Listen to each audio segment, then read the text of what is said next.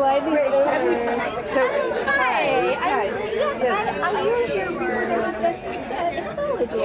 I love it. So nice to meet you. If you could Yeah, you know what? I was just saying, I opened my mouth. Say to you, how should I pronounce your last name? That's what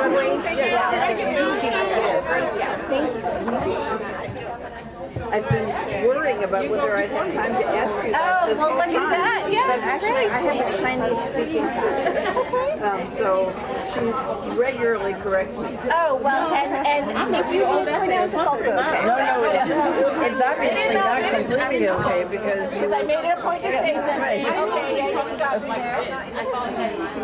Should I sit here? Are we sitting in the order that's in the curve? Okay, I think I'm third, right? Okay. Let me see. Oh, hold on. Maybe second. Am I second? Every time I sit down, I'm trying to take Oh, you're right. I'm second. tablecloth. I'm Grace. Okay, nice to meet you.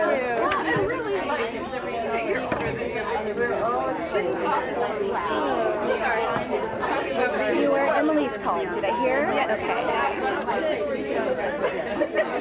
Oh, wait, shoot. I need one more thing.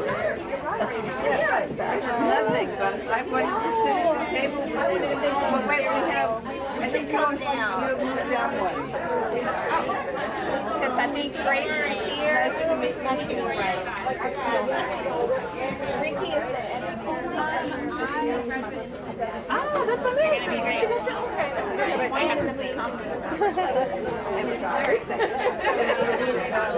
We've never met. But we had a long conversation about making this book happen.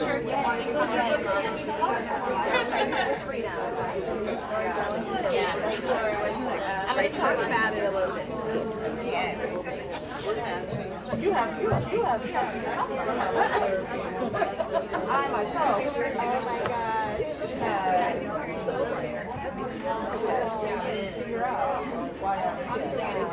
I'm going to find out Grace.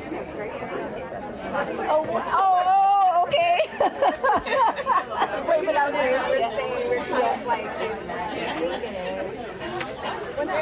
Not tweaking it. You got notes, right? You got notes. And yeah, these instructions, right? A little bit different, right? Loretta was like, no reading papers, no slides, and exactly, right. And I'm like, okay, this is not my normal, but Yeah, I just don't totally trust myself. Hey, crew. it's hard to follow time. Do you want to go? Yeah, I just want to say something.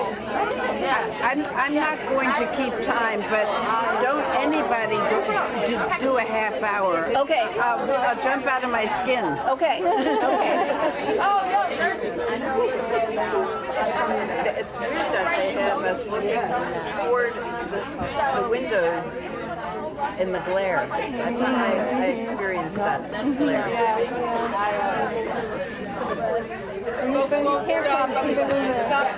Oh, okay. Good point. Am I working? Yes. Hi, everybody.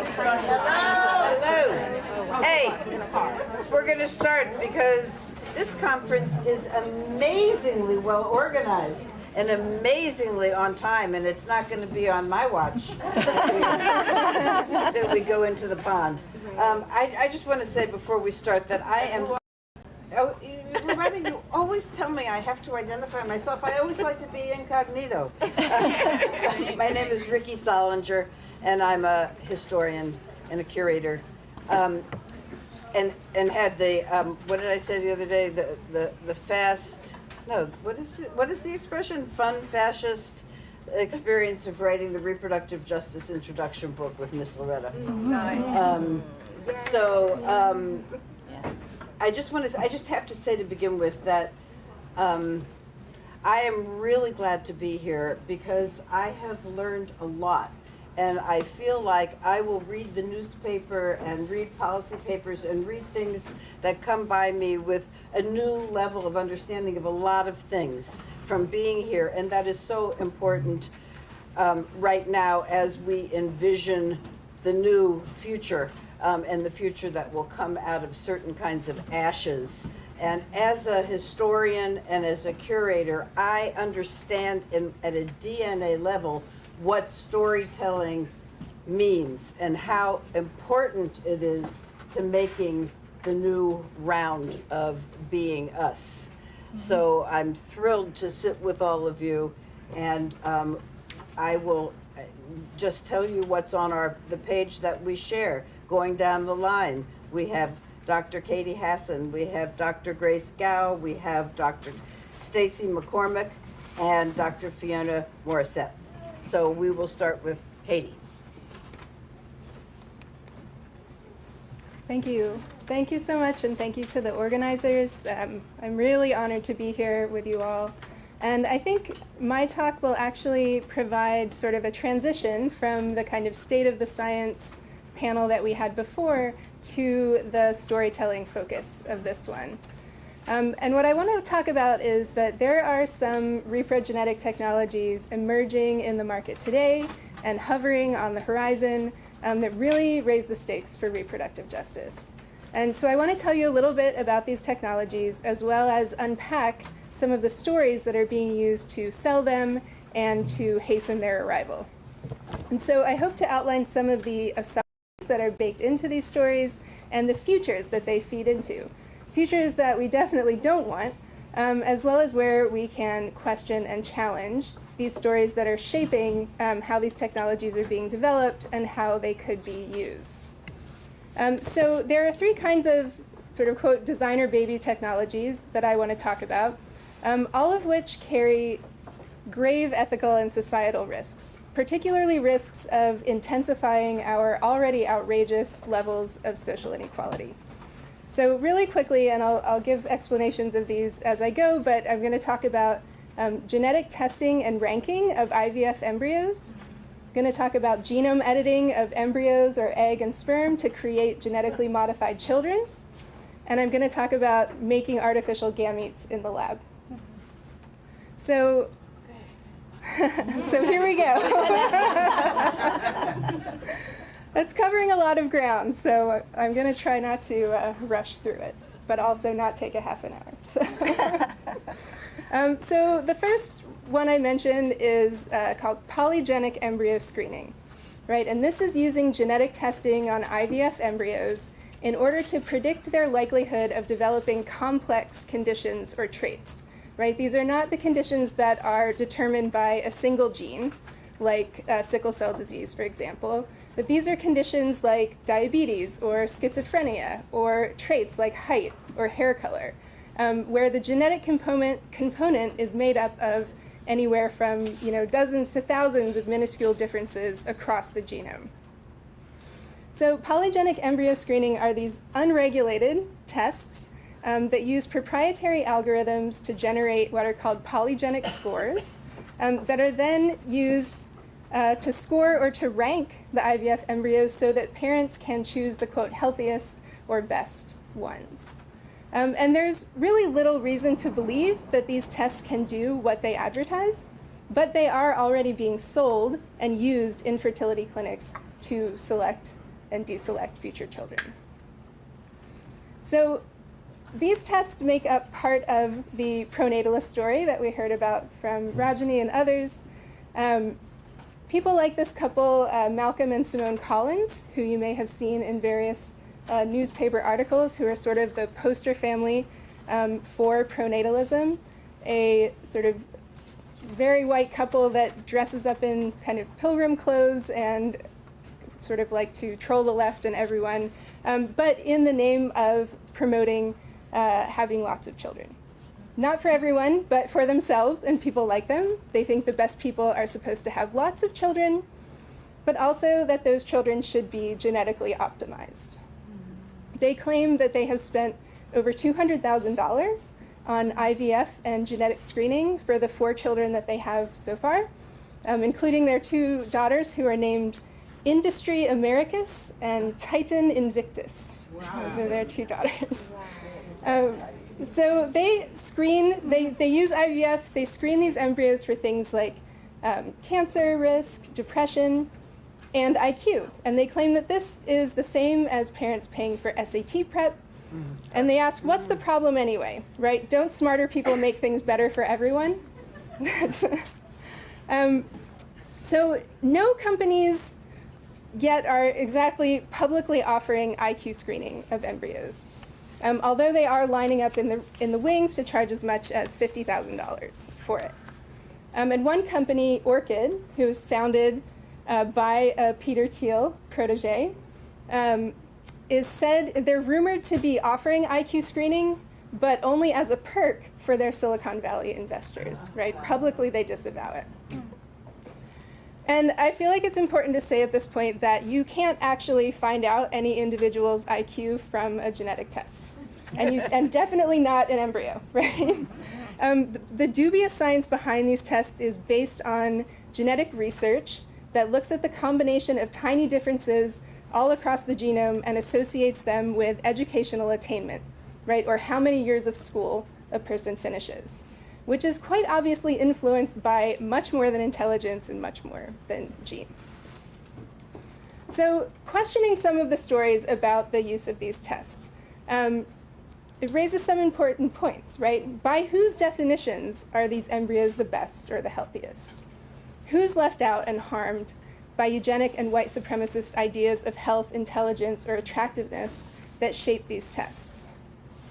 And while the media stories and public opinion are deeply skeptical of screening for IQ or for eye color, selecting against any sort of disability or likelihood of disease is presented as generally acceptable, or even argued by some that it should be an expectation or an obligation. So we really need to root out the context of ableism and of biological determinism that shape these kinds of claims. That's because there's another common story about polygenic embryo screening, which is that it's not about eugenics. It doesn't have anything to do with eugenics at all, right? It's only about parents pursuing their individual preferences and choices. And so the RJ framework very clearly challenges this story by pushing the conversation to really include the social, political, economic, cultural contexts that shape individual choices, that shape what choices are made available and to whom, right? And questioning this from the perspectives of Black, poor, immigrant, queer, or disabled parents, and looking at who's labeled as making good reproductive choices and whose choices are degraded, punished, or controlled, right? And we really need to highlight how central eugenics is to this part of the story. So that's the embryo screening. The next is heritable genome editing, right? Using, for example, CRISPR to modify the genome of an egg, sperm, or embryo before using it to start a pregnancy with the aim of creating a genetically modified child, right, with particular traits or without particular conditions. Using gene editing in reproduction in this way is already prohibited in over 70 countries around the world. There are important human rights documents that opposed or banned this practice decades ago before it was even technically possible. But in 2018, a scientist in China performed experiments leading to the birth of 3 genetically modified babies. He was widely denounced for these reckless, unsafe, unethical experiments. He even served time in prison in China. But to this day, nothing is publicly known about the health or the well-being of these children. So heritable genome editing not only carries many safety risks, some we know about, others that are still unknown, and there are many ethical concerns about it, but it's also very likely to increase our already outrageous levels of social inequality by reinforcing beliefs in biological determinism, by supercharging eugenics, and by allowing wealthy elites to claim that their genetic superiority justifies inequality. And proponents often make the case for using heritable genome editing, not in those terms, of course, but by pointing to cases where parents want to avoid passing on a severe genetic disorder that runs in their family, right? And they claim that this would be the only way that these parents would be able to have, quote, healthy babies. But the question of who decides what severe diseases ought to be edited out is ethically fraught, and it's completely entangled with ableism. But even if we were to set that question aside, it's not true that heritable genome editing is necessary to avoid passing on genetic diseases, if that is what parents decide to do. Right, there are a whole range of options that go from adoption or using donor egg or sperm, which would allow them to have an unaffected child. And if it's really important for both parents to have a genetic connection to the child, this is also possible using an older form for genetic testing and selection of IVF embryos, which looks for that specific condition that the parents are concerned about. And this is possible in all but a very small number of cases. So rather than a medical treatment, as it's often framed as or called in the media, what heritable genome editing is really promising is to fulfill that desire for a fully genetically related child, right, for those few parents who couldn't use other methods. And so there's this emphasis on biological relatedness at the risk of real harm to potential children and to society, which is one aspect of the story that we really need to interrogate. And another piece of it is that if heritable genome editing were approved, even to be used in these very specific small number of cases, similar to what Jacqueline Luce was saying, how likely is it that it would only be used that way? Emily emphasized earlier how the fertility industry is driven by profit, and gene editing would open up a whole new market, right? We would likely see the same kinds of enticements and pressures on prospective parents that we already see throughout this industry. And we simply don't have policy mechanisms that would allow us to control it in this way, right? Not in the US. And also, there's always this risk of a global market developing with international travel to take advantage of lax rules or enforcement in other countries. Okay, hope you're still with me. I'm going on to the third technology now. I want to talk about in vitro gametogenesis, or artificial gametes, right? This is the most speculative of these technologies at this point, right? So we know that gametes are the egg and sperm cells, and this process called IVG for short makes these cells in the lab, right? The idea is to be able to start with a sample of skin cells from a person and to sort of transform them into egg or sperm that could be used for IVF. I can say more about that process if you're interested, but I'll leave it at that for now, right? And I'll say, this has not been achieved in humans, although scientists have accomplished it in mice. And there are well-funded Silicon Valley-linked startups that are currently working on developing gametes this way. And one thing that's notable about it is that it could be possible to create either an egg or sperm from any individual's cells, right, regardless of their genetic sex, right, XX or XY or other combinations. So there are a whole host of serious safety concerns about using lab-made gametes in reproduction. It's a very complex process. It has many points that could go wrong. There isn't any way to test or to know reliably when these lab-created gametes would be safe enough to use to try a pregnancy. And at a meeting a couple of years ago at the National Academies, this was part of the discussion of the top scientists in the field who were saying they don't really have a way to test this, and really the only way to know would be to try it, right? They won't know if it will work to start a pregnancy unless they try. And, is that kind of human experimentation ever going to be ethical? However, you wouldn't really know that from the stories that you read in the media that feature IVG, that start with claims that no one will reproduce sexually anymore, women's fertility will no longer be ruled by a biological clock, and that any combination or number of people will be able to have children together or even completely solo with no other genetic contribution. And that we'll all have thousands of embryos available to test and choose from, right? These are the visions of the future that are painted for this technology. And I think one aspect that's worth questioning is how these stories use the promise of shared genetic parenthood for LGBTQ+ families to build support for this risky technology. Or perhaps, as Jacqueline Luce was saying in her presentation, a dual purpose of, building support in some spaces and building fear and opposition in others, right, depending where the audience is. And there's a wide range of views on this prospect in LGBTQ plus communities. Some advocates have raised questions about it as a way to ensure fairness and inclusion for LGBTQ families. And especially at a time when LGBTQ parentage rights are under attack, prospective parents could feel pushed to use this kind of risky technology in order to gain the protection that genetic relatedness could provide to their family. But does encouraging use of these radical, potentially very risky procedures in the name of genetic relatedness really serve LGBTQ families? And would further privileging genetic relatedness actually threaten the advances that have been made by LGBTQ and queer advocates and others in gaining recognition and value for a whole range of family configurations, especially if only a very few would be able to access this technology, right? Most would not be able to.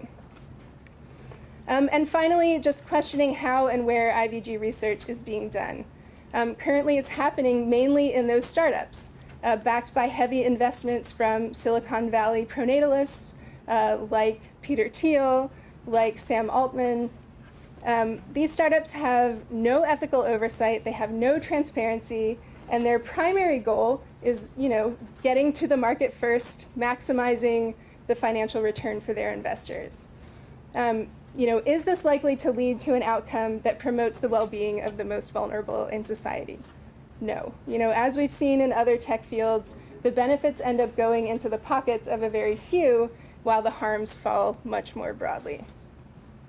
So the last point I'd like to make is that we really need to ensure that the voices, perspectives, and stories based in RJ futurisms that are being shared and built in this room are being included in the public and policy discussions on these controversial emerging technologies. One of the things that Center for Genetics and Society works for is to make sure that social justice and human rights are included in these conversations, which are too often dominated by scientists, entrepreneurs, and a few academic bioethicists. So intersectional approaches based in human rights, based in frameworks of reproductive, disability, racial and environmental justice, LGBTQ rights, indigenous sovereignty, and more, these are urgently needed to disrupt the kinds of dominant stories I've highlighted here. Stories, steeped in eugenics and white supremacy. Building stories of RJ futurisms and discussing them across movements, building solidarity is incredibly important now to be ready for these technologies that are sort of some here already and some further on the horizon. So I hope that as Loretta has encouraged, this event will inspire even more RJ and other social justice advocates to bring their voices and perspectives and imaginations to these issues. Thank you.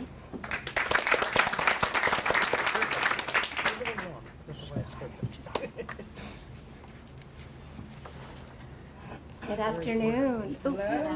Should I start? Yes, please, Grace. All right. So I wanted to begin by issuing my thanks to Professors Jolly and Ross for the invitation to have served on the planning team and also to speak on this plenary. And because it's on storytelling, I hope you'll indulge me by allowing me to share a bit of my story from my recent book. It was very late one fall evening. I had already been in the hospital for 36 hours and counting after having been admitted for a medically indicated induction. My husband had stationed himself behind my head, gently whispering words of reassurance. He could sense my alarm at how much my body was involuntarily shivering and shaking from the epidural, IV fluids, and labor hormones. Katie, the intended mother of the baby I had been carrying for 38.5 weeks, was standing to my left, nervously awaiting what was to unfold. Her husband, Stephen, had not been permitted in the operating room given the 2-guest limit. I could see in front of me a large curtain and several doctors and nurses scurrying about in surgical scrubs and masks. While months before, I had nearly spit out my drink during office hours when a graduate student recited John 15:33 to me upon learning of my surrogacy, and thus compared me to Jesus.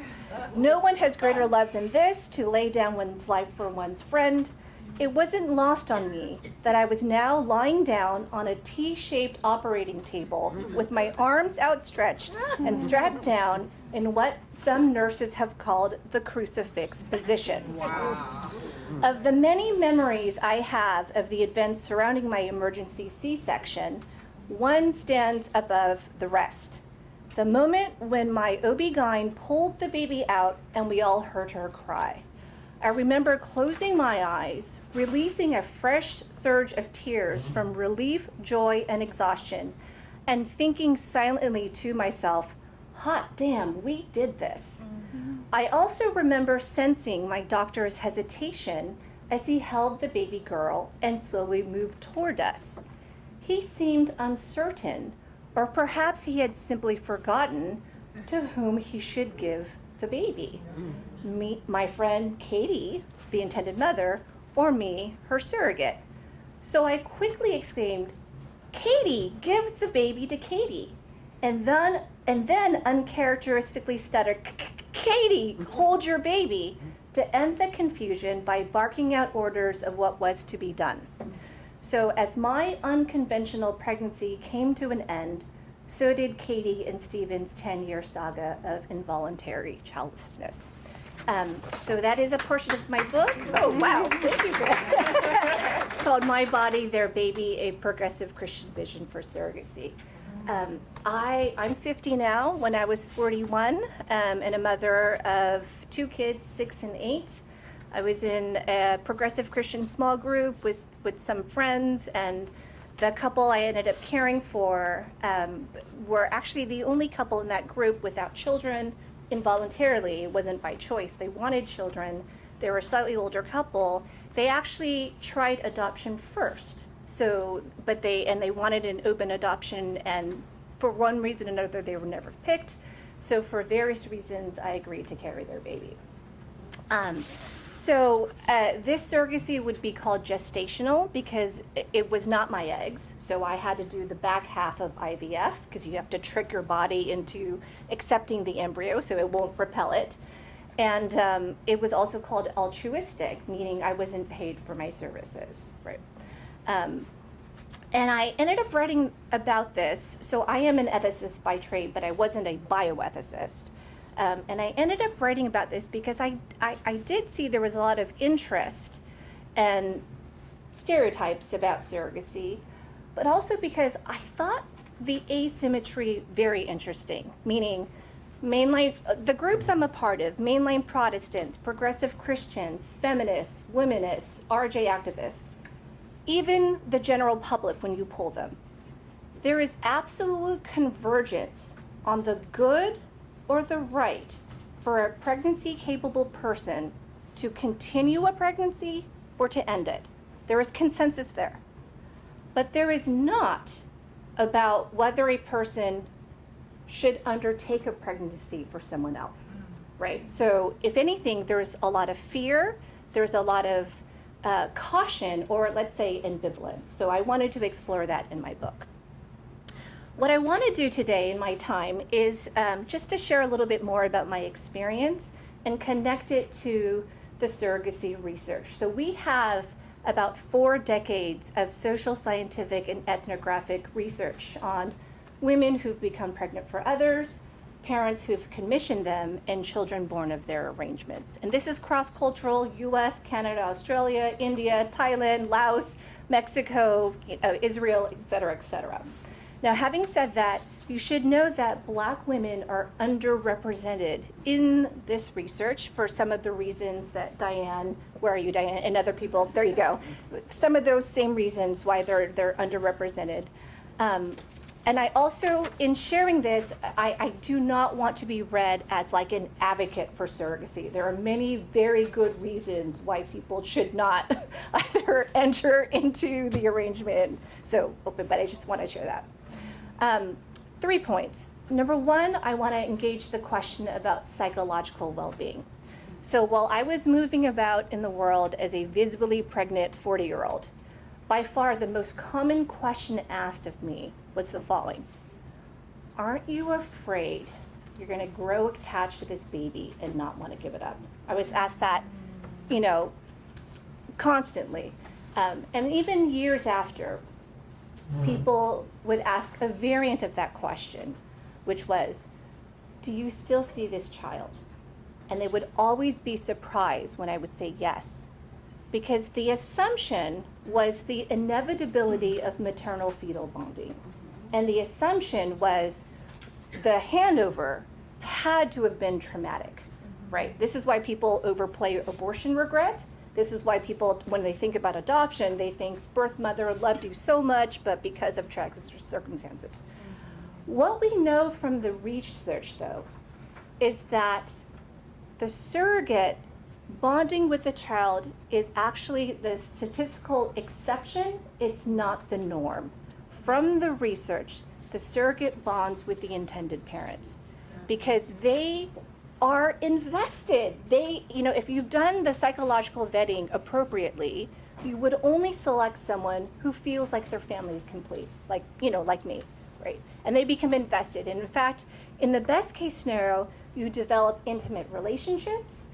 You, as the surrogate, can allow, if it's an infertile woman, her to experience what's called a vicarious pregnancy, to the extent that you can.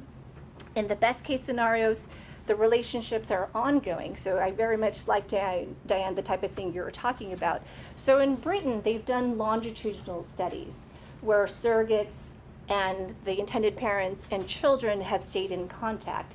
And the children call their surrogate, and in this case, it's not necessarily someone they knew before, but they call her their tummy mummy, right? Which I think is really adorable.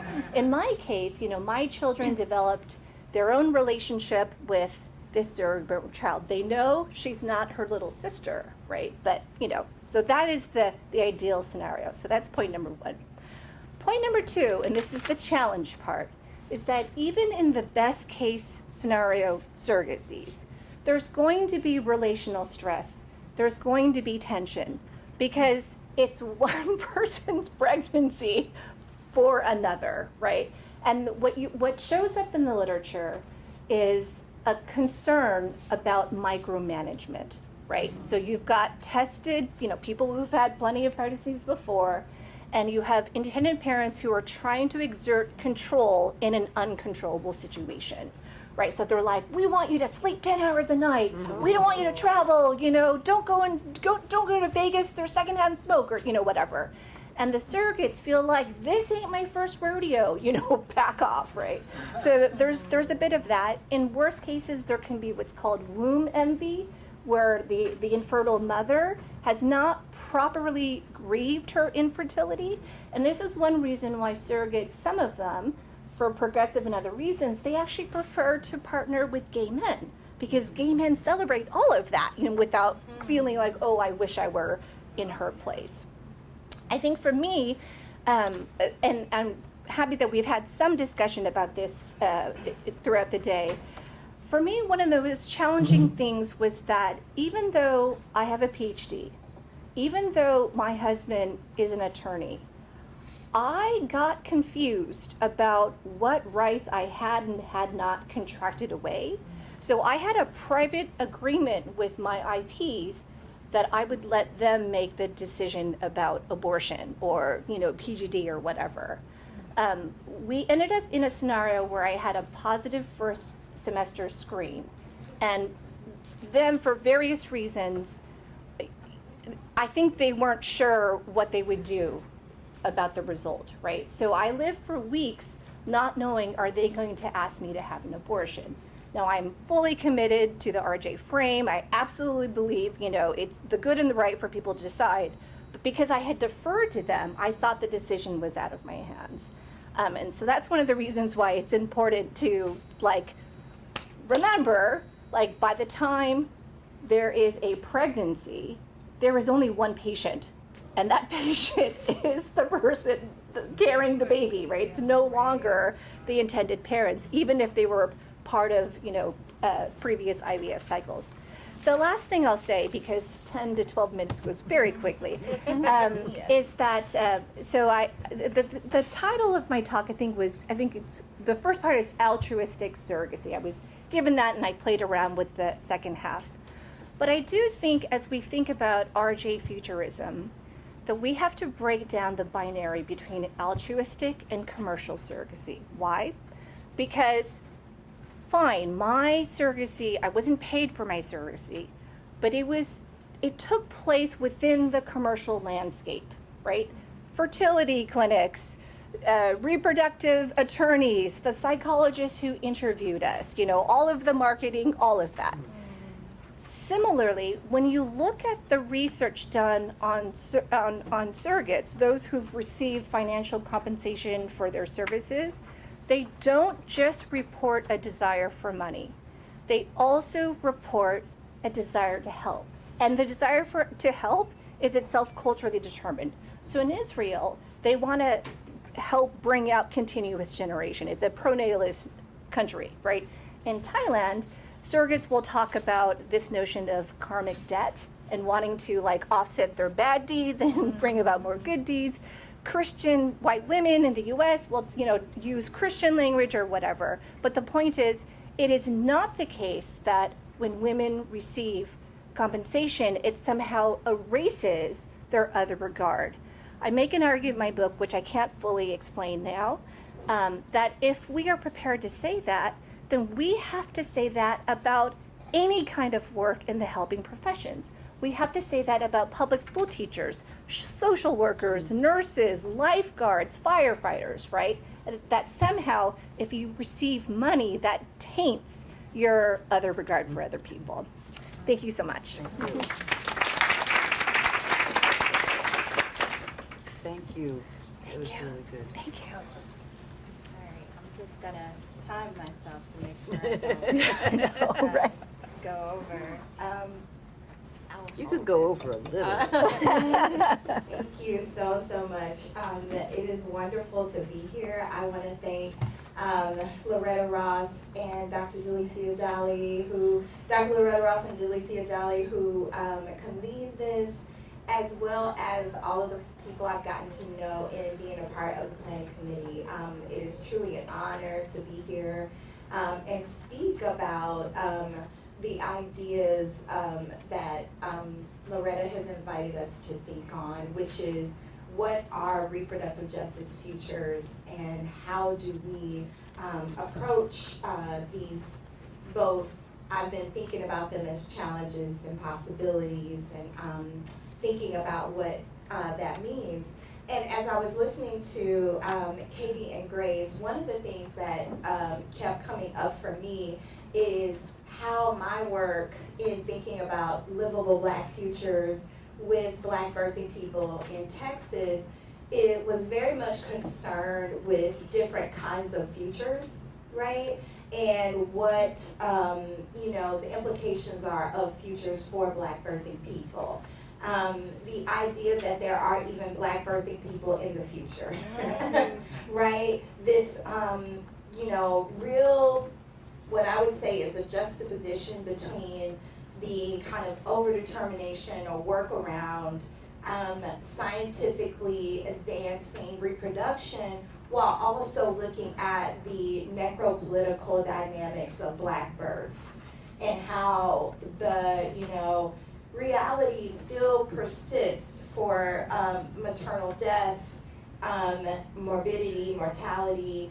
So there's a lot of interesting things happening for me as I'm processing how we are thinking about the future. So my remarks are going to kind of talk about my way into this work from a personal level, and then I'm going to talk about my work with the AFIA Center in Dallas, Texas, in our Livable Black Futures Project, And then I also want to kind of bring in my literary perspective, because I am a literary scholar as well, and how the work of the Black critical imagination and thinking about freedom dreaming is also a part of this future work, right?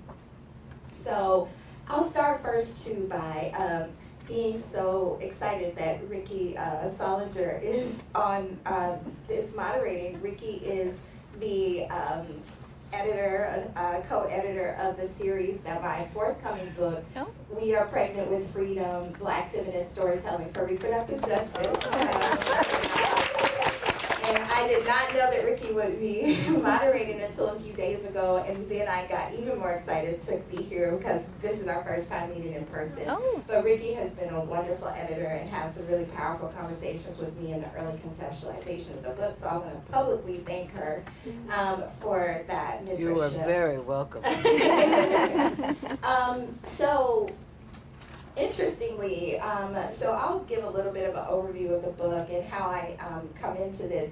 And it's interesting that the title of this panel is Reproductive Fictions and Futures, because so much of the reason why I wanted to come into this work was because of all the myths and the ongoing ways that Black birthing people were talked about in medicine when it came to mortality or other types of challenges, near misses around, and a lot of it landed on mother blame, patient blame, and these ideas that the systemic problems that we were confronted with when we went into the hospital were not the factors that were contributing to these issues. So if only they would lose weight, if only they would stop smoking, if they would go to their prenatal appointments more frequently, right? That was some of the discourse I was seeing, and I said, okay, there's a real problem here in how we're talking about this. And thankfully, there have been so many, and many of are in this room, folks who have spoke back to those fictions and continue to do so. So my book comes out of my experience giving birth and losing my twin sons to stillbirth. I conceived them actually using assisted reproductive technology. So I was a person who was harnessing the medical advancements in order to conceive, but I was also a Black woman. So my experience kind of collided with being able to be a part of these advancements, but also being caught in that loop of medical misogynoir. So none of the things that were helping me technologically helped me escape the realities that came with being a Black birthing person. So when I lost my twin sons, the real difficulty for me, and it took me a long time to talk about this, but I was told that it was the right thing to do for them to be taken because I had developed an infection and they would have a difficult life and all of those things. And I was delivered the news in a very deadpan way. The doctors came in, they had assistants or people who were following them in terms of students who were learning. I was at a teaching hospital, and basically the doctors came in and said, we're gonna have to take your sons or your children, I knew they were boys at the time, and we will do that sometime today. And so, and then they walked out of the room. And so I was confronted with this incredible loss and not knowing when it would happen. So throughout the day, I experienced a lot of what I would just say is a lack of empathy, a lack of care. I was treated like a medical subject as opposed to a human being. And so it really hit me because I was thinking, yes, potentially this is the right thing to do, but when you are birthing Black children in the world and their loss is treated like it's nothing, it hits different. I'll just say it that way. And so because Black children and because of the ways that we still have to continue to support and advance Black life, that loss resonated for me, not just as a personal loss, but as a reinforcement of what I continue to see in society, which is that we just do not, do a good job valuing and protecting Black life, at least systemically, right? So I did whatever I could to honor my children's lives, but then I also was able to conceive again using assisted reproductive technology. This time I was closely watched. I had a heavily surveilled pregnancy, so Grace, similar to you with surrogacy, I was kind of told, it was the mother blame, you should do this, you should do that. Don't mess up this time, essentially. Wow. And so everything I did, I was treated like the last loss was my fault because the technology couldn't have been the problem, or the other things couldn't have been the problem, right? You're medical, maybe you needed to have this, but So I ended up having a successful pregnancy, but I developed eclampsia. So I was what you would call a near miss. So I ended up being in ICU. My daughter went to the NICU. And thankfully we both survived, but there was so much happening in that moment as well, right?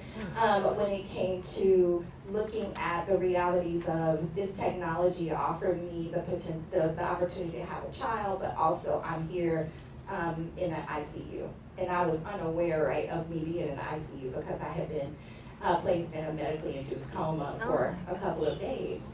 So, having said that, as you could imagine, it took me a while to kind of develop words to talk about my journey to birth and journey to becoming a mother. And so this book gave me the opportunity to talk about that experience, but I knew I couldn't do it alone. I had to do it with others because I knew that my story was not a singular story. And so, through the support of the American Council of Learning Societies and the Athea Center, we were able to develop the Livable Black Futures project and storytelling project that basically brought together Black birthing people under this critical question kind of framed by Audre Lorde, who says in her essay, Man-Child, as a Black woman committed to a livable future, and she's talking about her own children. I must do all the things that I can to survive in a society designed to oppress and reduce, right? And so we were thinking together about how we might create livable Black futures, right? In the midst of SB 8 in Texas, which was had recently been passed, and that was the law that basically criminalized abortion. It was a heartbeat bill, so it meant that at 6 weeks, if you are determined to have if your baby is determined to have a heartbeat of a fetus, that you had to continue the pregnancy. You could not abort. So that was a big blow to many of us, and we were trying to navigate that, but also the looming Dobbs versus Jackson decision was also one that we were navigating. And so our storytelling project took place during this. So I like to think of it as this kind of temporal, kind of really complex space where we paid tribute to ancestors through the altar. We raised up the experience of birthing people in our lives who had also had experiences like fibroids and hysterectomies, or ones that were involuntary, right? And having these kinds of experiences of medical harm and history. So we raised them up in the space, but also we were dealing with our own present traumas, right? So there was that dynamic of time. And then we were thinking about the future and how we might survive and have bodily autonomy in that future.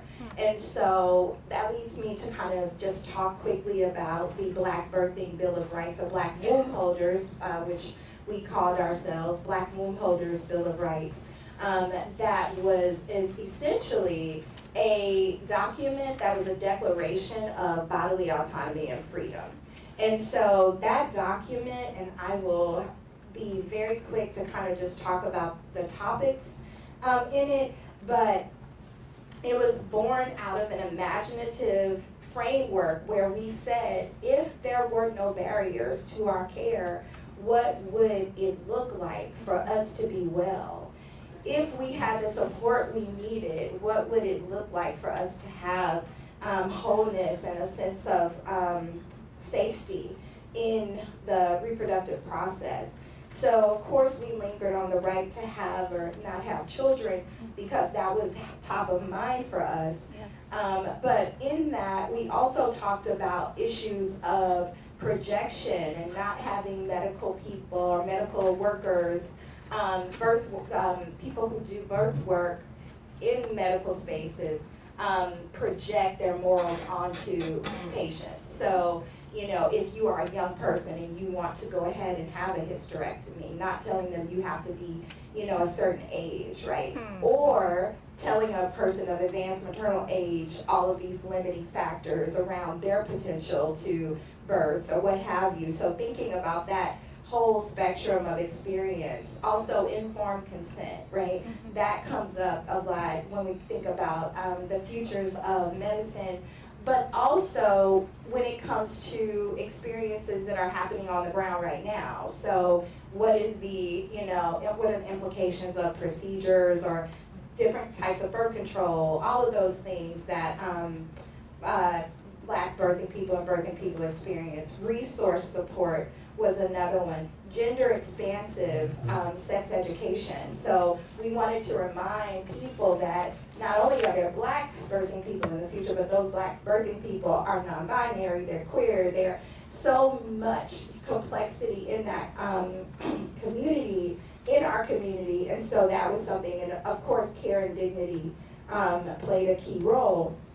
And so I have the resulting document, and I'm happy to talk about that more in the Q&A, but I just want to wrap up because there is one story, because I do use stories as a way into thinking about how I might talk about and navigate the ways we think about bodily autonomy, reproduction, and in so many ways, Black possibility, I guess you would say. And so Nnedi Okorafor's story, Mother of Invention, is one that, yes, it is one that resonates with me because it follows a Nigerian woman, Anwuli, who becomes pregnant by a man who she did not know was married. He was her fiance, he built her a house, and they were supposed to be married, and it turns out that he was already married with a family. So Anwuli's pregnant and living in a kind of future-oriented Nigeria where the environment and the grass is so green that if you have allergies, you are sensitive to that green grass. Nonetheless, I'll wrap up by saying Anwuli's house develops what it called a project protective egg for her to survive in that house. And I'm thinking critically about how Black storytelling as well as Black future imagining functions as that kind of protective space that allows us to think about Black care and all of the things that we need in order to be able to birth in safe and dignified ways, as well as not, or whatever we want to do, what our reproductive options are. So that is kind of where my work is going, and thinking about the relationship between those fictions, both myths, the fictional writing, and the ways that Black birthing people are writing their own narratives of freedom and futurity. Thank you.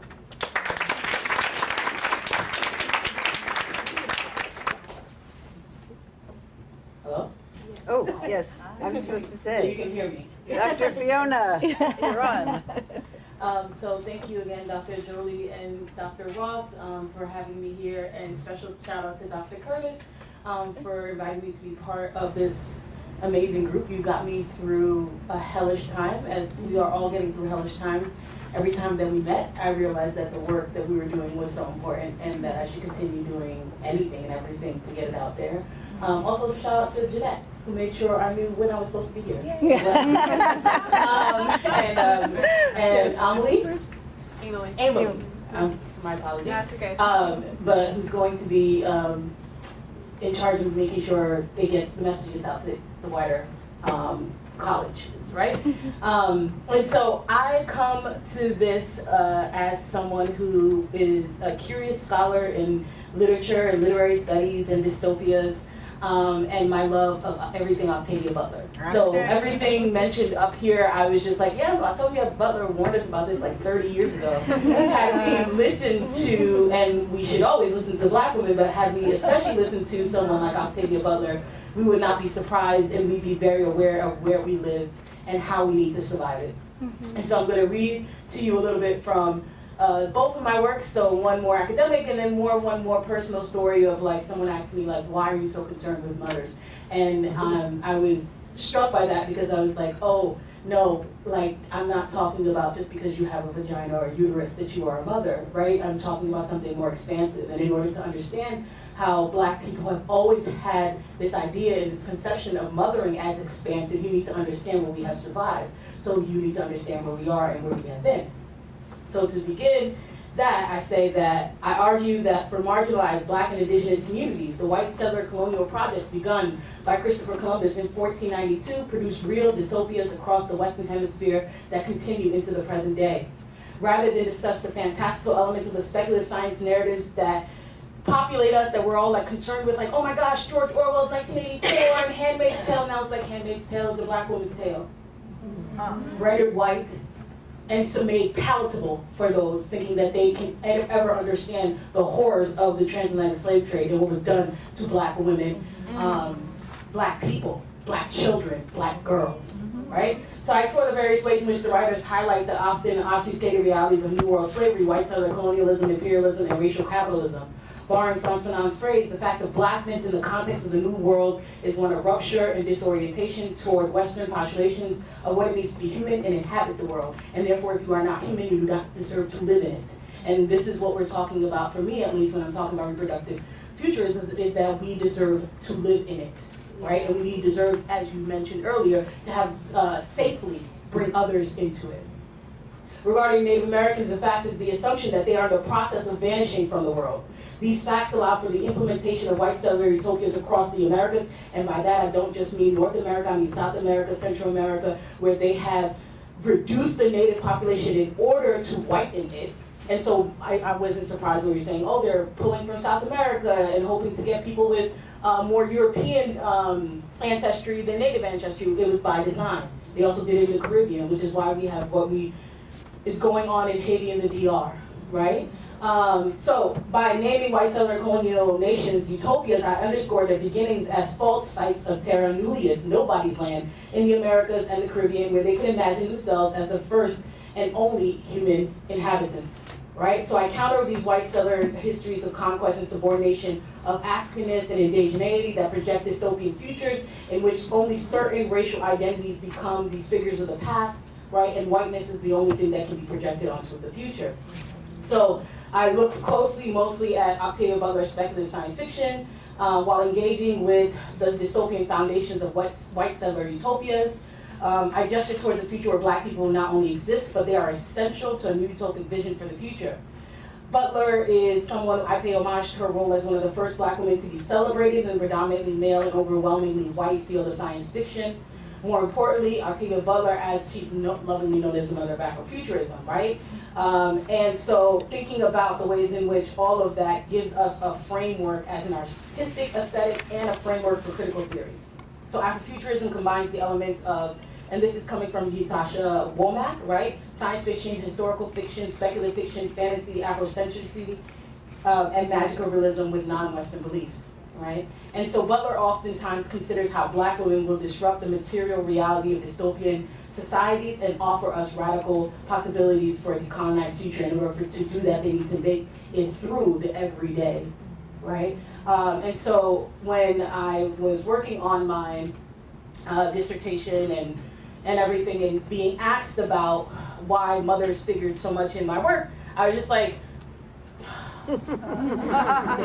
they trying to save the world. And then I was like, oh, but I'm not, you're actually Black women. And that's not, if you read Butler, she gets you there with, I didn't want to, Xenogenesis series, right? I was like, whoa, let's look at that Xenogenesis series, right? And let's think about the fact that at a time where people are still confused by using they, them, she wrote a whole book in which they, them are designed, right, to save us and take out the I really think about this genetic modifications, the genetic modifications, and that should take out the hatred, the isms, the phobias, all of those things, and say that those who go to Mars will not be those who continue to sustain white supremacy, transphobia, Islamophobia, etc. All the phobias will be gone. That's what you need to excise out of the human genome, right? But at my dissertation defense, one of my committee members asked me why I focused on mothering so much in my chapters. At the time, 2018, I was not brave enough to say that I did not think that I would ever have my own child. Thankfully, I was able to have her with the loss of one of mine too. So when they tell me that, you know, birthing mothers, women need to have all their reproductive parts, I wonder about me, okay? And that black mothering was the most powerful act that one can do in a white supremacist society determined to eradicate black futures. It is not magic, it is praxis, it is love personified, embodied by women whose bodies were only valuable when they were commodities. It is communal care at the expense of self-care. It was more than their theories on womanhood, motherhood, mothering, and feminism could handle. It is caring for the self that has been terrorized by the white imagination, vis-a-vis Toni Morrison, and reshaping yourself into a liberatory being vis-a-vis Toni Cade. It is more than our reproductive organs. Black mothering does not require a vulva, vagina, uterus, fallopian tubes, or breasts. Black mothering defies binary logic. It is Cisco, if you've read Beloved, jumping into the fire to give his child and his partner a chance at the future. It is communal outside the bonds of the nuclear family. It is queer in the way Marsha P. Johnson risked her life when she began a movement. Black mothering is the most powerful act that one can do in a society where one does not have the privilege of their children outliving them, or where the black birthing mortality rate is 3 to 4 times higher than white birthing mortality rates, where I watch what seems like endless black women mourn their black children for public consumption. Black women's tears have now become more valuable than their bodies, and I watch as the price goes up every year. There is always supply, as we demand that Black lives matter in a society that refuses to believe that to be true. My committee asked me why black mothering, and I stress that black women have never been guaranteed the act of raising their own children. My work was in honor of those who could not be in the room with me but deserve to be remembered for their courage. And it is a shame that we must be courageous to raise children, that a black mother cannot simply mother as their peers do. They must be vigilant, protective, watchful, careful. They must be future-oriented while carrying the weight of the past in their bodies. Epigenetics is useful for understanding the trauma we carry, but I want to focus on the love that we have used to sustain generations. There's a reason why black musicians lovingly mention their mothers more than their peers. It is their lullaby to the women who rock the world to sleep. Why focus on black mothering for this book? Sally Hemings, Sojourner Truth, Harriet Tubman, Harriet Jacobs / Linda Brent, Margaret Sanders, Aunt Hester, Mamie Till, for the historical women that I can name who mothered against the odds, for the black women today whose children have become beacon calls for a call to action, but also for profit. Their names are used to sell what others deem to be acceptable grief. I will not profit from other black women's tears. There will be no collection plate in my place of worship for them. They have done enough. Now it is our turn. Let us care for the black mother after birth to ensure black futures. Let us return to Toni Morrison's clearing and continue the work of Baby Stubbs. We owe this to our mothers. Thank you. You win!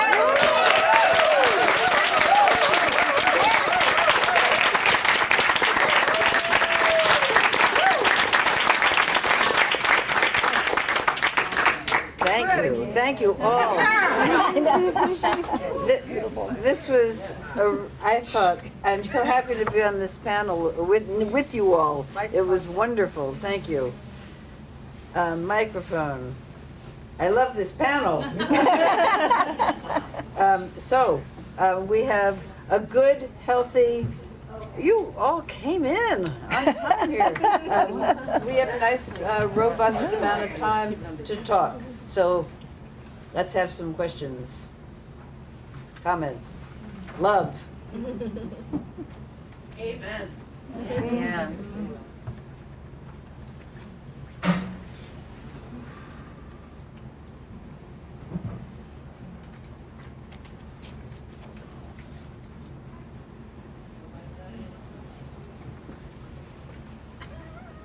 Like I said, do that again. I think people are mind blown.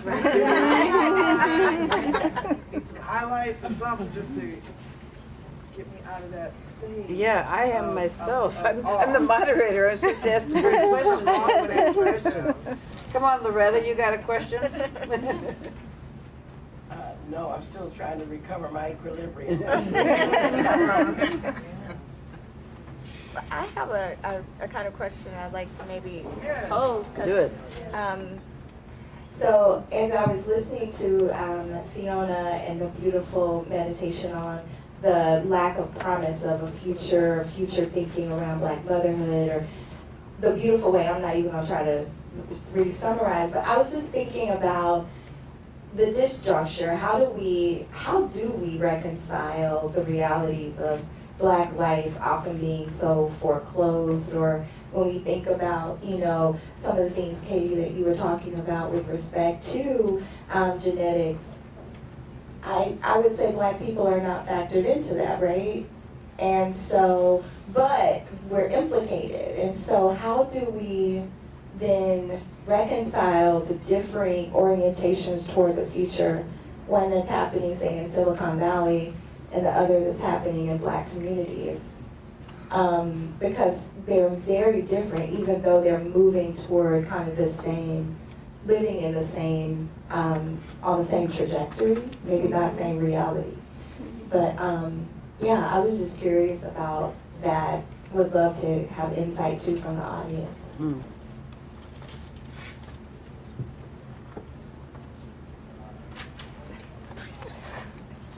Yeah, do you want to?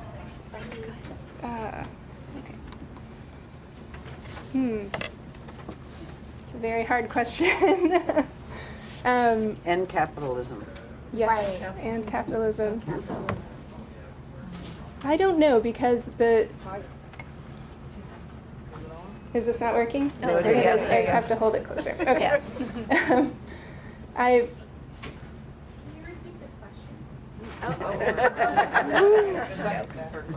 Hard. I was like, what did I say? Okay, yes. How do we reconcile, right? So when we think about futurity, as Fiona and I kind of meditated on, the necropolitical underpinnings of Black futures, right? The lack of care or even concern in kind of these other spaces where these scientific developments are happening around, where are Black people in that conversation, I guess? And then, so how do we have a shared conversation that includes the realities of the precarity of Black futures as we try to imagine them, while also reconciling that Black people are implicated in these technological developments, even as they are differently situated, right? So I hope that helps. Do you want to define, just for general consumption, what you mean by implicated in? Implicated in the sense that they may well take advantage of some of these technological developments. They may even be subjects of testing, experimentation, trials. That there are realities in which I could see Black people working within the frameworks of what you were describing, Katie, or being in those spaces. So I'm thinking about that while also thinking about the precarity of Black futures. Yeah, it's a really great question, and my mind is going in a bunch of different directions at once, which I think speaks to the kind of divergence in these stories. The first thing I was thinking of was that the pronatalist couple, the Collinses that I mentioned, that are part of this pronatalist movement and related to the Tescrial bundle of ideologies. But their theory, they plan to have at least 8 children with this couple, and they want each of their children to have 8 children, with the explicit goal that in something like 11 generations, their descendants will make up more than half of the population and basically rule the world, right? This is the idea that they have, and this is what is encapsulated in this idea of pronatalism. So that is one side of it, right? It's just such a hard divergence in that direction. And then the other piece of it that I was thinking about is, we talked earlier about the rates of infertility among Black women are, I think, actually higher than white women, but the use of IVF and reproductive technologies is much lower, right? And the in part the higher rates of infertility are due to like environmental injustice and, someone mentioned weathering and, the burdens on the body of, existing in our racist, oppressive society. And so, there's this other piece of the way that, Black women really are not envisioned in ideas of using these technologies, but, doesn't mean that they wouldn't want to, or that they, that you wouldn't bring one's own imagination to how these could be used, the kinds of futures that could be built through reproductive technologies, but those aren't the visions that are driving the development of these technologies. So I think that part of the disjuncture is, bringing reproductive justice futurism into the conversation, right? Really thinking about how can we shift the development and the envisionings of these technologies where it's possible that they could be beneficial. How can we stop the technologies that are likely to do only harm, right? Like, in my opinion, heritable genome editing, right, would be in that category. And what kinds of conversations do we need to start having so that we can start to, steer these stories away from the Collinses, away from eugenics, and towards, livable and flourishing futures. Yeah.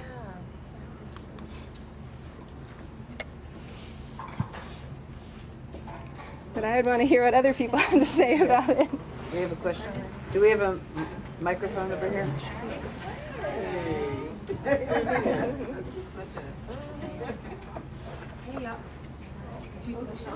Yeah, it's green. Hey, hi everybody. My name is Paris Hatcher. I'm with Black Women's Future. I came in at such a juicy time, so thanks everyone for y'all's brilliance. Y'all really brought it. And I'm thinking about this question, and I'm not a researcher, so I would say this is like anecdotal information. So, as a queer woman myself, I'm in a community with a lot of queer women, Black lesbian women who have created their families. And it's interesting, just from the data that I've seen. So one is, and I think, Loretta, we were having this conversation before, I think there's this idea around like these myths around family building. That you could just ask Black men for sperm and they'd just be willing to give it over, right? And I just overwhelmingly, men are more attached to sperm than you think. I know that it seems kind of like, well, you have these kids that you may or may not be in a relationship with. Why wouldn't you give your sperm? But I've found just really interesting conversations that just a reluctance to just put your sperm in a bank. Who does it go to? It opens up a lot of different questions. So what that means is that I have a lot of Black friends who are creating children that the mom makes them Black, but their DNA choices around their partner really reduces that they get to have children another Black partner to provide the DNA. And that opens up a lot of questions around family building. And I know that y'all know the percentage around how much sperm and banks belong to Black men are producing it. So what is the future of building Black families using technology? A good amount of my friends have gone informal routes, right? Because they want to have children with shared ancestry. They want to have, both sides, Black children, right? And it makes making different types of decisions. It means informal, which again, I would say informal economies are something that our different communities, in particular Black communities, need to survive. And so I do think the technologies are not in place to embrace or wrap around I would say the juiciness and the texture of our realities, which oftentimes require lawyers, a severing of relationship or a binary of relationship, it just makes things neater than I think that than people in our community want them and need them to be. And I'm wondering if that is so I think we have to really imagine this future that takes that deeply into consideration, that we have enough data and information that knows maybe there's a reason why particular people do not want to go to the banks. Maybe there's a reason why people don't want to enter into formal legal agreements. Maybe there's I think there's a lot of reason and rationale around that.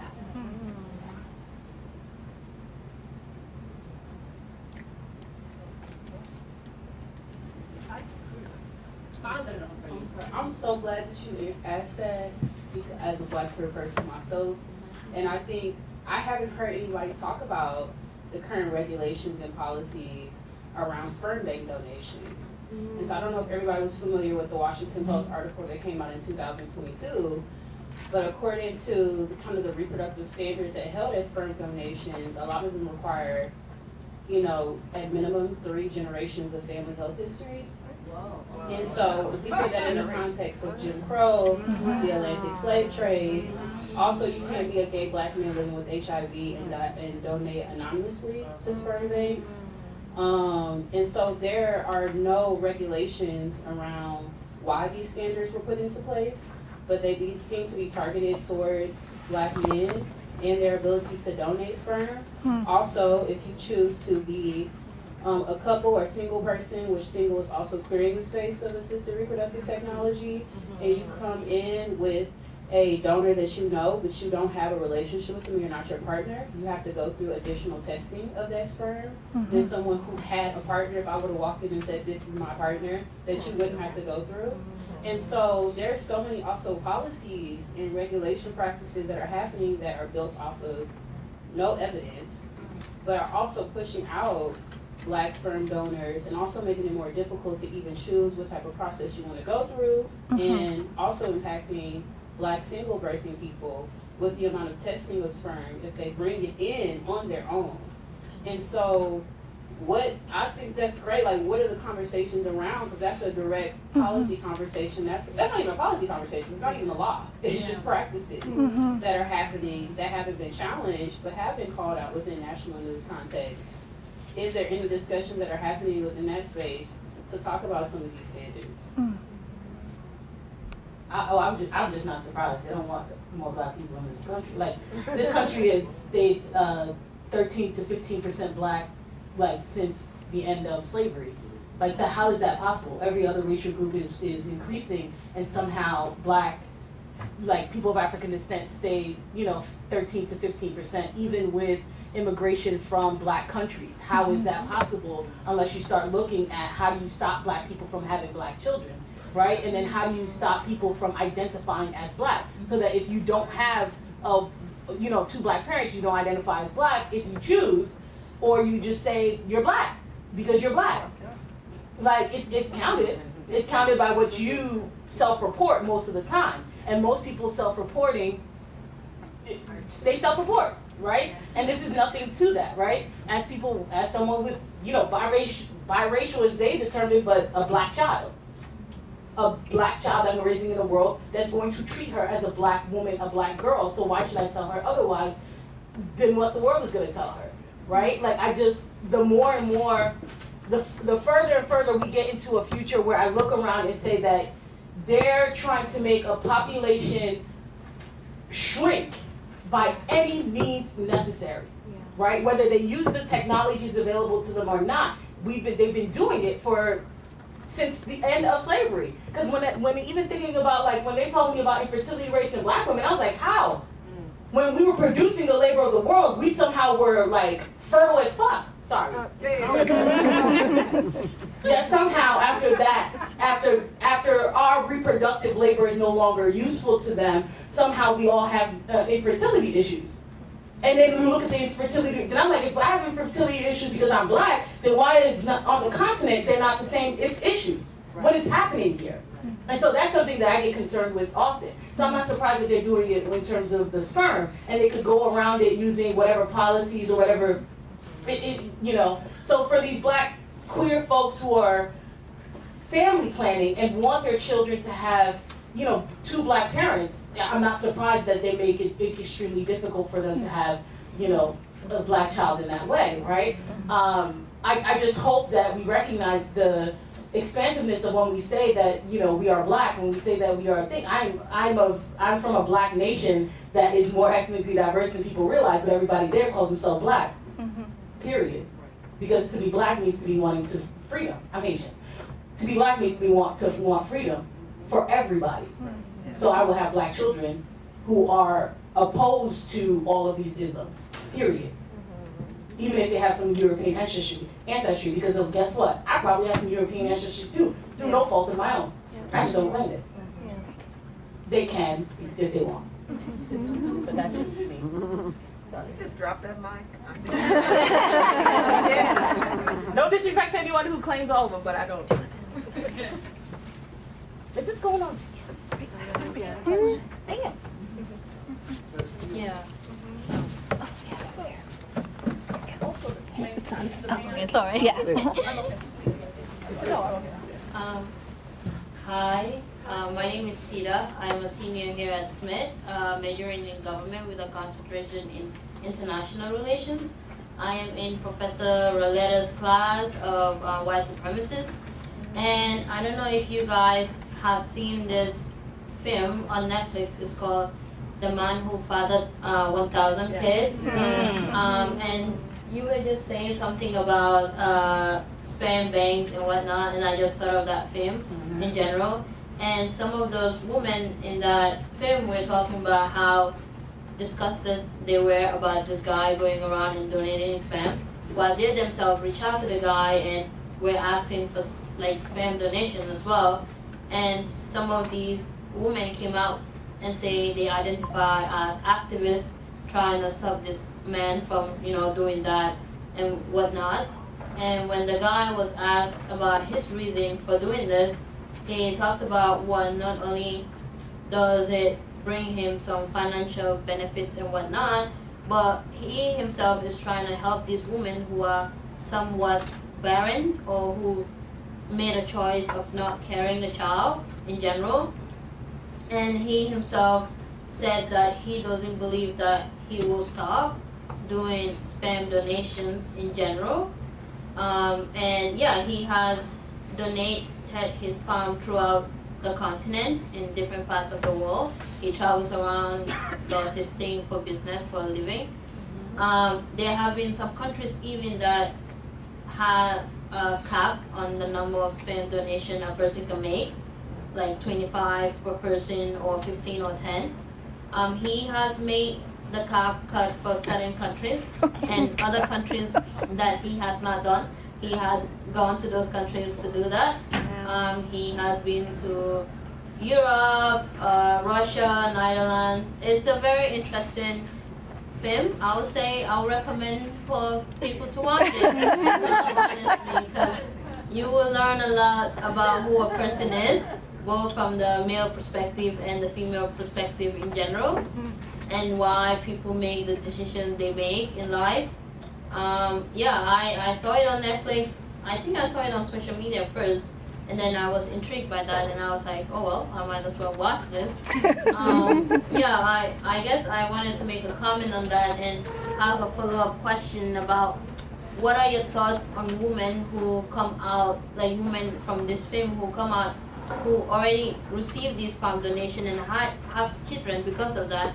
What are your thoughts on them coming out right now after they got what they wanted and claiming to be an activist and trying to stop this man who is also claiming to be helping other women who are either barren or who choose to not have kids of, who choose to not carry kids in general. Yeah, so I guess, yeah, just when I heard you talking about that, I was like, oh well, I remember a similar story about that, and yeah, I wanted to hear your thoughts on that. Thank you. I just want to say first that it's a very bizarre take on your point, Grace, about the merging of altruism and capitalism. Yes. But would anybody like to comment on this? This is storytelling. We're in Yeah, storytelling. So, Tita, thank you for raising the question. I am not familiar with this documentary or this person in particular. Your question was about the women who've received the donation, have children, and now are trying to stop the person. Yes. I would want to know more about the women. Did they understand that he had already fathered thousands of kids, so they were duped, right? Yeah. So in that sense, because I could imagine, because many donor-conceived children have interests in meeting their genetic parents. And I could imagine the women feeling like, I want to help my child have some sort of contact or some sort of relationship. And if this person, again, I don't know what kind of relationship he has with any of the kids, but if he wants zero, I can imagine the woman not wanting to put other people in that position. So again, I'm only speaking in hypotheticals. He wanted to be, he said he wanted to be known, but he told the women that they were the only ones. Or right. They were, Okay, yeah. Lied, yeah. So, Yeah.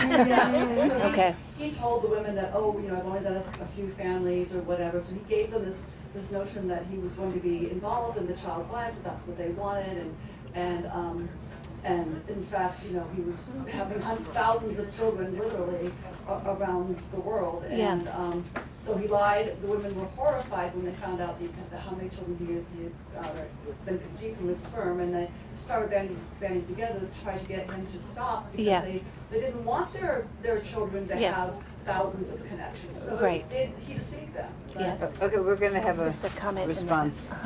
Sorry. The reason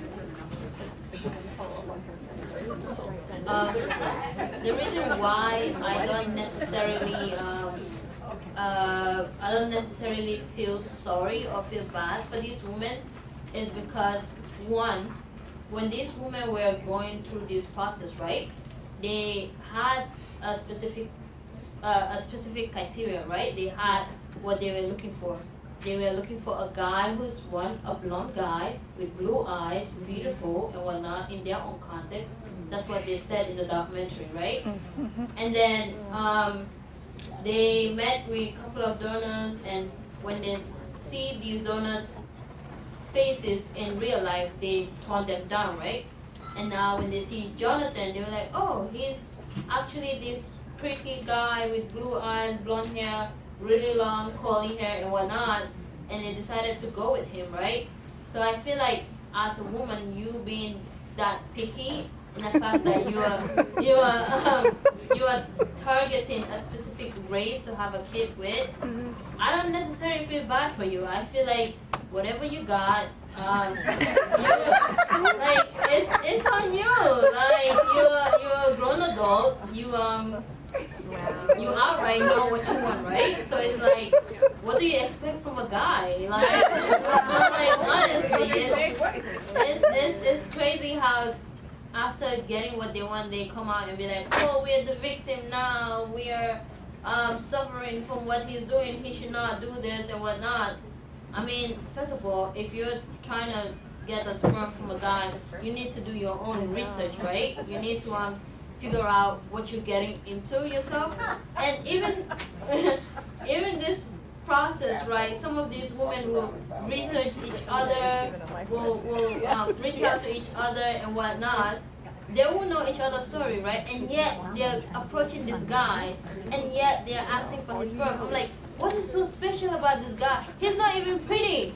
He's not even cute. Like. Okay, I think actually there are two more people who want to respond. There's one in the back, I was just going to respond to the screening, I think Robin, about queer women, single women trying to find black donors, for example. So my earlier work was actually on sperm donation use among single women and lesbian couples, predominantly in the Bay Area. And the sperm banks that I worked in, one of them, the sperm bank of Sperm Bank California, did try to recruit black sperm donors because they did have a high demand for the clients they served. But at the same time, as they were trying to recruit them, they would also reject some because they either weren't tall enough or they were behaved inappropriately. So they found these excuses to reject black donors that were coming in the door and then not fitting the criteria of the bank.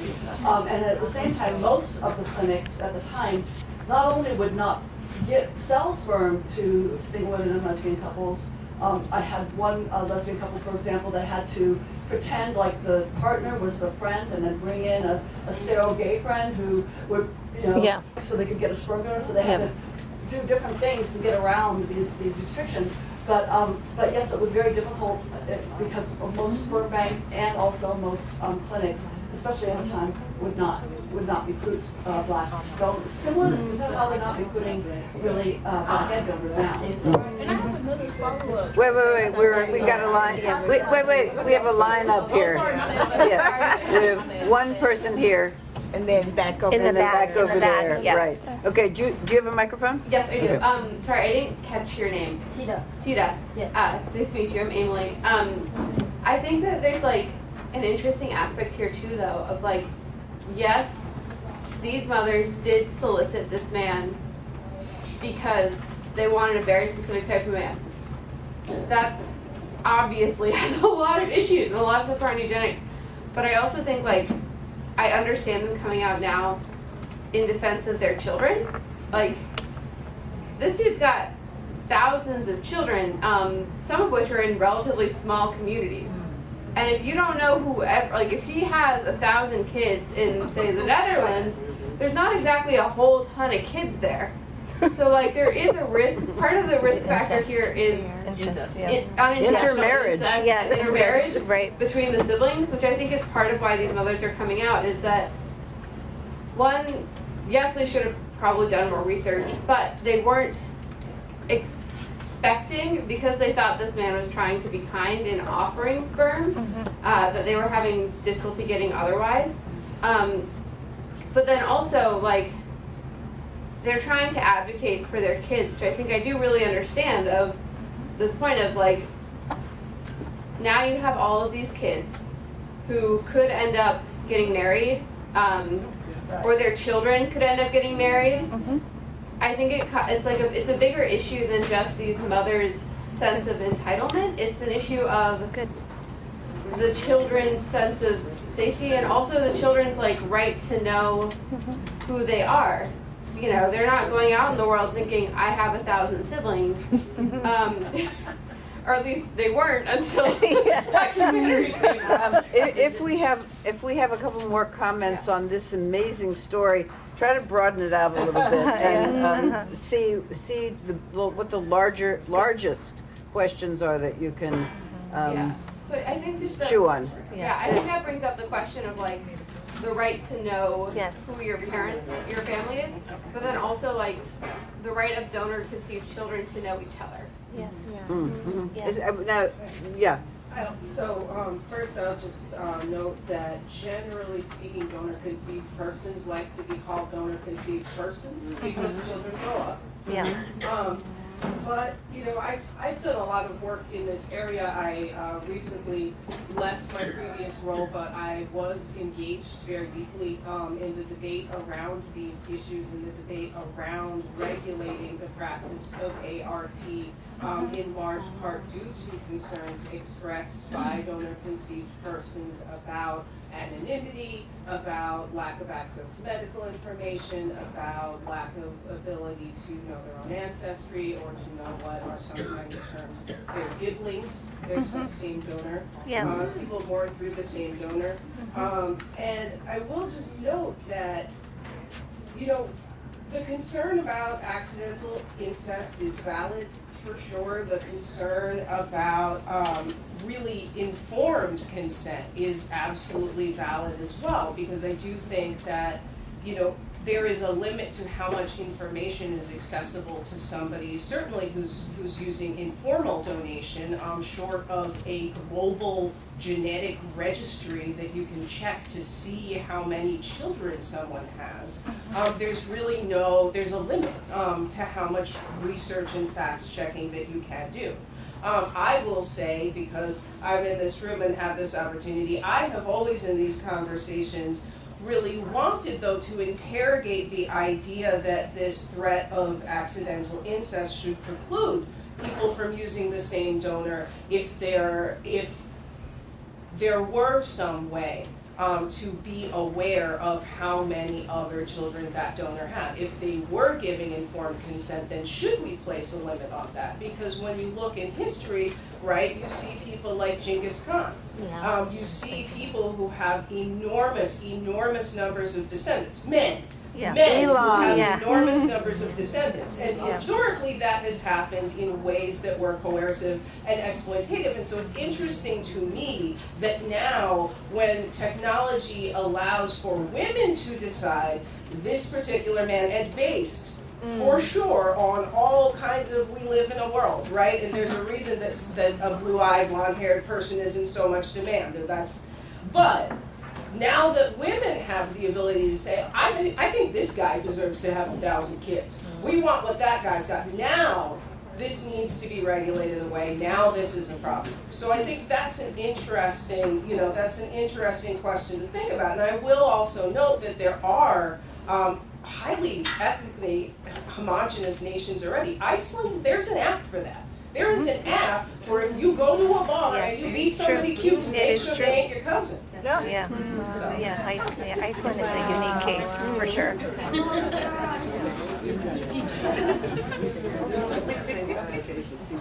So I did want to add real quick, what is the true, I'm a little, when I look at the statistics of, and I'm always going to be like a proponent for at-home insemination because that's just what Black people do, but when I see the statistics that are out there about the success rate of at-home insemination, it's very low. I think it's something like documented between like 13 to 15%. But when I talk to Black queer people, I like to say like they don't miss. Like I don't know who are having babies at home who are having, and it goes back to the point that was made about what is this conversation around that like Black birthing people are infertile. Or like, I know that, fertility and disability is a kind of nuanced conversation, but I wonder how many Black queer folks or queer folks in general are in that number of success rate at-home insemination, and how is that number being currently calculated, and who's included in that conversation, and it's, because we know that it happens across racial lines. And are these numbers being manipulated to convince people that this is a process that is, because we know pregnancy is being over-medicalized. Are they also over-medicalizing the perception of the process of conception to force people to think that the healthcare system is the only way? Because just in my experience of listening to Black queer people's storytelling, they're having an easeful process at home, doing it without the involvement, versus when I interview Black queer people who are going through the healthcare system and they're describing the environments of the conception that takes place, that the room is sterile, they're in these white rooms, there's no love, passion, desire, all of the things that help make the baby making process. Could that be it? And like, how are these numbers being documented and collected? Because I don't know the transparency behind that.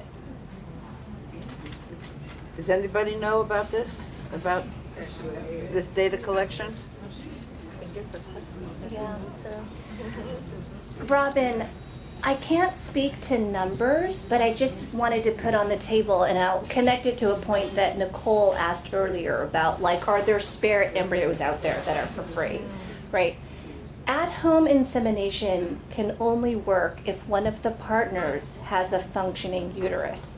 But if you have a queer couple who are biologically male, right, you're going to need the IVF process, right? So that is absolutely medicalized, right? It's done in a clinic. So even if you have a spare embryo, you're going to have to do the back half of IVF.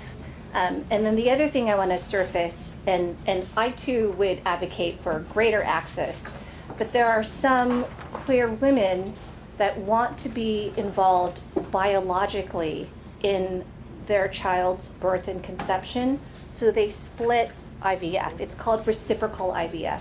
So one woman contributes the egg, and then the other woman is the gestational carrier, air quotes, and so she gestates, right? So this is not to say that insemination is the only way, but there's also the medical way, right, with reciprocal IVF. But then, of course, all of the risks of IVF are attended. It's still kind of heteronormative in terms of when I feel like I talk to Black queer folks.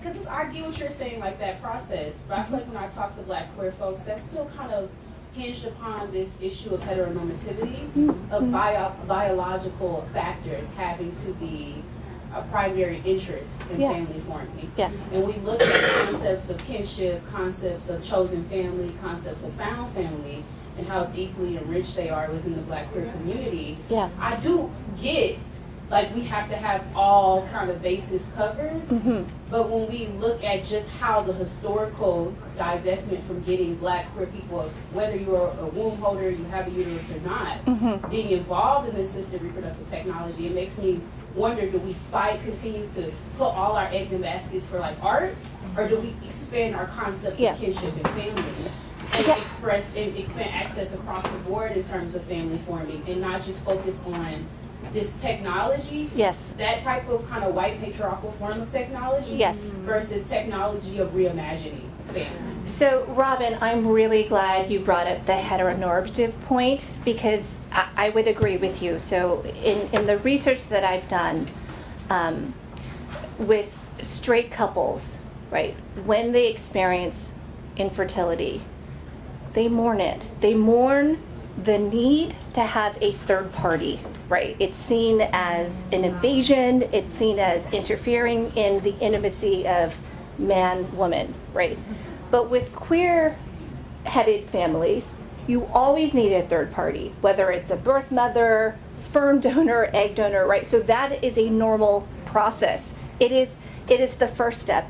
And I make an argument in my own work, again, not to romanticize queer families, but the straight community can learn a lot from queer family formation, right?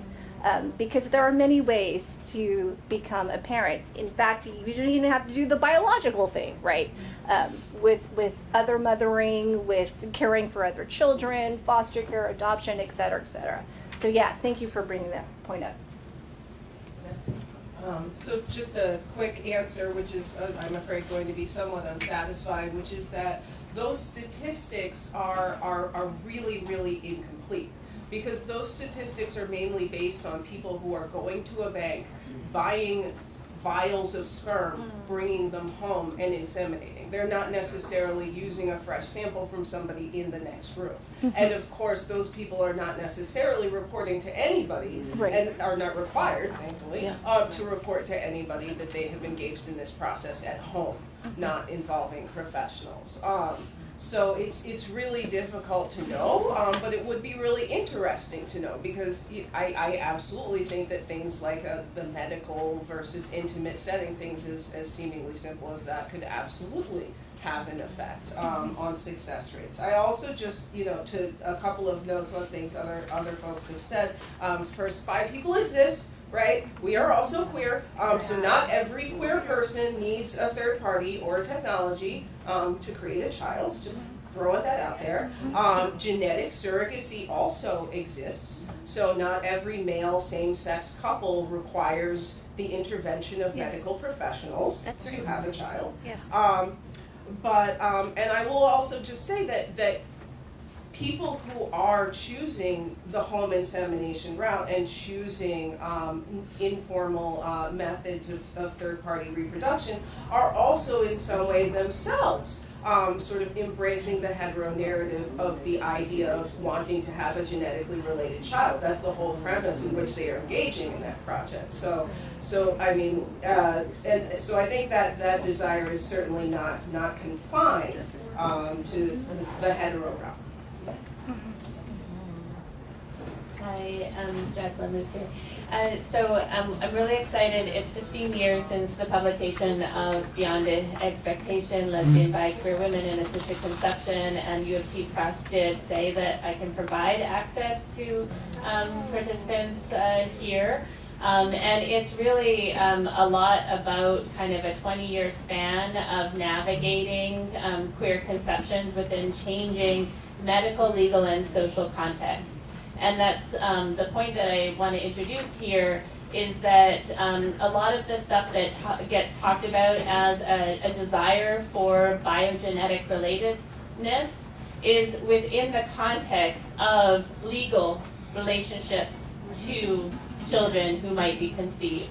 And so a number of the statistics that emerge at different points in time are very often also within a rhetoric of fear and risk, and that discourse of fear and risk has changed over time from the emergence of understandings of HIV transmission to the ways in which chlamydia was transmitted, and then we had Canadian compliant sperm coming from the US to Canada, the ways in which the ban on commercialization in Canada meant the importation of sperm from American sperm banks, and the introduction of a service fee so that you weren't paying for sperm, the ways in which the informal economy has changed so dramatically over time that I'm getting calls now from students working on their dissertations who talk about the informal at-home setting in ways that I'm like, huh?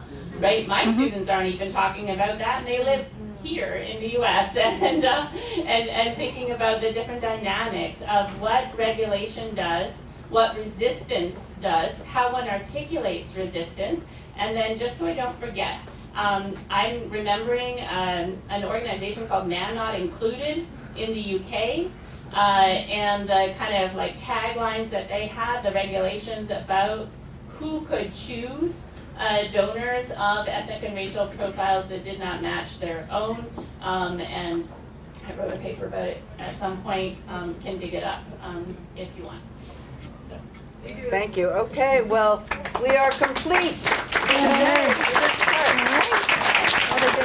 What a day, right? What a day. That's a lot to observe. I have been told that members of the queer community about it because you could potentially have just two women. So this is gonna. Is that a thing or is that not a thing? How's everybody doing? With either. I think to get set for this, because we've been butt spreading for a while, it might be helpful to just take a moment to stand and stretch and breathe, because you're gonna have